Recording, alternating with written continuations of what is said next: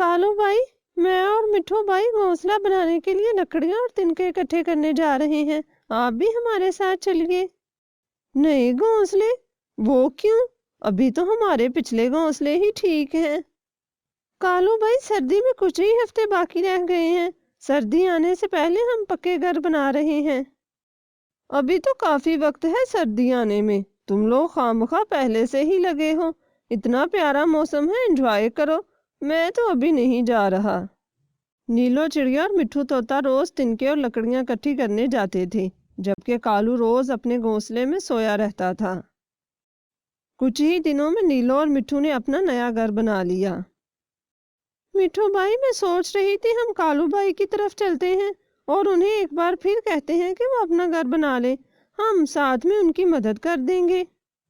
मुझे तो नहीं लगता वो मानेगा। तुम्हें तो पता है वो कितना सुस्त और काहिल है, और हमें क्या मुसीबत पड़ी है जो हम उस हट्टे कट्टे की मदद करें। मिठू भाई, जानती तो मैं भी हूँ कालू नहीं मानेगा, लेकिन फिर भी एक बार कोशिश करने में क्या हर्ज है। अच्छा ठीक है, चलते हैं। वो दोनों कालू के पास जाते हैं।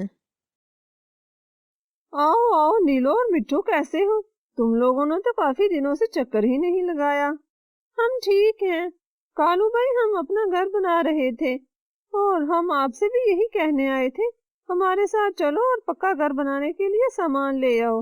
हम दोनों तुम्हारी मदद करेंगे। भला तुम लोग क्यों मेरी मदद करोगे? जरूर इसमें तुम लोगों का कोई मतलब छुपा होगा। बेवकूफ समझते हो मुझे? जाओ जाओ और चलते बनो। तुम सबको अपने जैसा समझते हो, हम तुम्हारी तरह नहीं हैं। आगे सख्त सर्दी आ रही है, हमने तो इसलिए कहा, वरना हमारी तरफ से तुम घर बनाओ या ना बनाओ। हाँ हाँ, जानता हूँ मैं। अपना भाषण अपने पास रखो और चलते बनो यहाँ से। देख लिया नीलो बहन, मैंने तुमसे कहा था ना कि ऐसे लोग किसी के सगे नहीं होते। हमारी तरफ से जहाँ पर मर्जी रहे। चलो अब यहाँ से। नीलो बहन, सर्द हवाएं चलना शुरू हो गई हैं। सभी पक्षी सर्दियों के लिए दाना इकट्ठा कर रहे हैं। मैं और तुम भी कुछ दाना और फल इकट्ठा कर लेते हैं। आगे सर्दियों में जब ठंड होगी तो मुश्किल नहीं होगी। जी मिठू भाई, मैना बहन भी कह रही थी कि हम उसे भी साथ लेते जाएं। उसे भी कुछ फल और दाना इकट्ठा करना है। अच्छा फिर ठीक है, तुम दोनों सुबह मेरे घर आ जाना, इकट्ठे चलेंगे। अगले दिन। वैसे तो कालू भाई ने भी कुछ न कुछ इकट्ठा करना होगा। अभी तक कहाँ उन्होंने कुछ इकट्ठा किया होगा। अगर मैं उनको भी साथ ले जाने का कहूँगी तो मिठू भाई फिर से नाराज हो जाएंगे। ऐसा करती हूँ, मैना बहन के साथ चली जाती हूँ, कालू भाई को कहती हूँ। तभी मैना भी आ जाती है। चले नीलो बहन।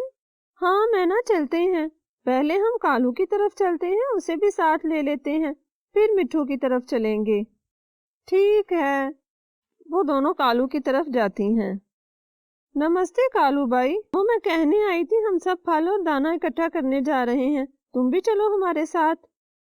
मैं तो नहीं जा रहा, जब वक्त आएगा तब देखी जाएगी। कल के लिए मैं अपने आज को क्यों बर्बाद करूं? ठीक है, फिर हमारे पास मांगने भी मत आना।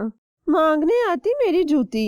ये देखो, एक तो तुम दोनों बड़ा मुझे घर बनाने का कहते थे, देखो अब कितना अच्छा भगवान ने मेरे लिए घर भेजा है, और कितना सुरक्षित घर है ये। इसमें से ठंड मुझे छूकर भी नहीं गुजर सकती, और एक तुम दोनों का घर है कमजोर सा। सुरक्षित घर? मजाक अच्छा कर लेते हो तुम। जानते हो ना, यहाँ पर शुरू से ही चील और सांप आकर सर्दियों में रहते हैं। तुम यहाँ कहाँ रह पाओगे? और हमारा घर जैसा भी है अपना तो है ना, कोई हमें वहाँ से निकाल नहीं सकता।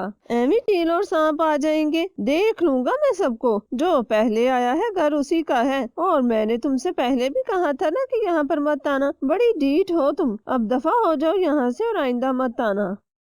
पछताओगे एक दिन तुम, जब मुसीबत पड़ेगी ना, फिर हम ही याद आएंगे तुम्हें। नीलो और मैना वहां से चली जाती हैं। इसके बाद वो सब फल लेने चले जाते हैं। कुछ ही देर में वो काफी ज्यादा फल इकट्ठा कर लेते हैं। फल तो इकट्ठा हो गया है, अब इसको लेकर जाने का काम है। ऐसा करते हैं, हम बारी बारी छोड़ आते हैं।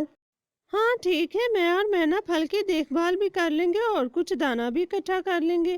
तुम तब तक एक चक्कर लगाओ, फिर तुम रुकना और हम दोनों छोड़ आएंगे। ठीक है, मैं कुछ देर सांस ले लूं, फिर चलती हूँ। कितना बदतमीज था कालू, अगर आ जाता तो उसका ही भला था ना। क्या मतलब आ जाता?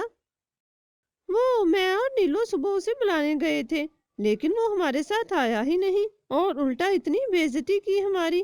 कहा कि आइंदा से मत आना वरना धक्के देकर निकालूंगा। नीलो बहन, तुम फिर उस घुमंडी कौवे के पास गई? वो मिठू भाई, मैं तो इसलिए गई, मैंने सोचा बुरा ही सही है तो हमारा साथी, इतने अरसे से हम इकट्ठे रह रहे हैं और फिर सर्दियों में हमारे पास ही मांगने आ जाता है। कोई बात नहीं, एक न एक दिन जरूर पछताएगा। उसको उसके गुरूर की सजा जरूर मिलेगी, तब हमारे पास ही मदद के लिए आएगा। चलें दफा करें, शाम होने में कुछ ही समय बाकी है, जल्दी जल्दी से कुछ दाना भी इकट्ठा कर लेते हैं।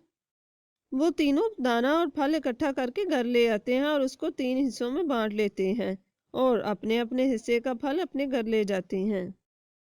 समय बीतता गया और सख्त सर्दी आ गई। कुछ ही दिनों में दूसरे इलाके से सांप भी आना शुरू हो गए। वो सबके सब उसी दिशा में जा रहे थे जहां कालू रहता था। सांप भी वहां आकर पत्थरों के नीचे रहने लगे। कालू को पहले तो बहुत डर लगा, लेकिन फिर वो कहने लगा, कालू कालू, डरने का समय नहीं है। कोई बात नहीं, ये सांप तो नीचे ही रहते हैं और मेरा घोंसला तो काफी ऊपर है, इनका ध्यान मेरी तरफ नहीं जाएगा। सांप अपने साथ काफी भोजन लेकर आए थे। इतना भोजन देखकर कालू की राल टपक पड़ती है। वाह, इतना भोजन! चलो अच्छा है, मैंने कौन सा भोजन इकट्ठा किया है, ये ही खा लूंगा। ये लोग कुछ देर तो रोज बाहर जाया करेंगे ना, तब मैं भोजन चुरा लाया करूंगा। सांप रोज कुछ देर के लिए बाहर जाते तो कालू उनका भोजन चुरा लाता। सांपों को इस बात का पता चल चुका था कि कोई उनका भोजन चुरा रहा है, लेकिन ये नहीं पता था कि कौन है। पता नहीं क्या बात है, इस बार कालू भोजन मांगने नहीं आया। कहीं किसी खतरे में तो नहीं है, या फिर कहीं और से उसे भोजन मिल गया है। चलो कुछ ही दिनों में पता चल जाएगा। अगर ना आया तो मैं फिर जाकर पता करूंगी। इधर कालू रोज मजे मजे का भोजन चोरी करके खाता, लेकिन अब उसकी शामत आने ही वाली थी। आज चील भी वहां पर रहने के लिए आ गए थे। चीलों को देखकर तो कालू के होश उड़ जाते हैं, लेकिन ऊपर ऊपर से बहादुर बनने की कोशिश करता है। तुम यहाँ क्या कर रहे हो? ये बात तो पूरे जंगल को पता है कि ये हमारा ठिकाना है, फिर भी तुम आ गए। तो क्या करूं मैं पहले आया था यहाँ रहने।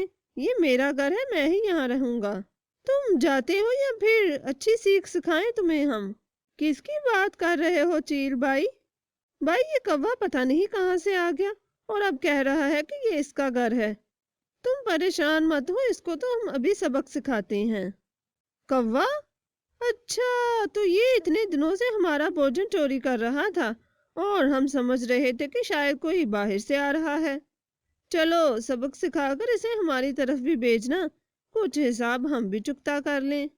अच्छा, तो ये बात है, एक तो चोरी और ऊपर से सीना जोरी। चील उसे मार मार कर नीचे फेंक देते हैं। सांप भी उसे डसकर बाहर फेंक देते हैं। बाहर भी काफी सर्दी थी।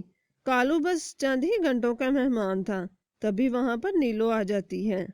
ओ मेरे खुदाया, कालू भाई, ये क्या हुआ आपको?